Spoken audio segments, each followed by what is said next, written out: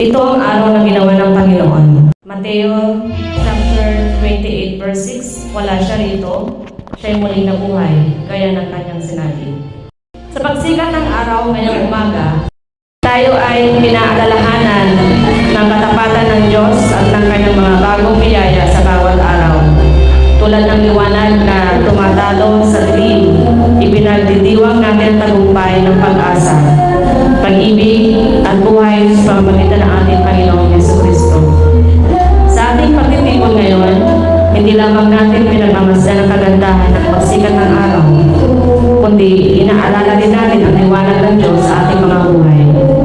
Isang liwanag na gumagabay, papalakas at nagbibigay pag-asa sa kabila ng anumang pagsubok.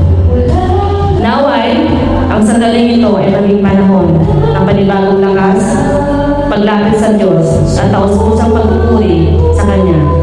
Buksan natin ang ating mga puso habang tayo sumasamba sa Kanya sa Espiritu at katotohanan.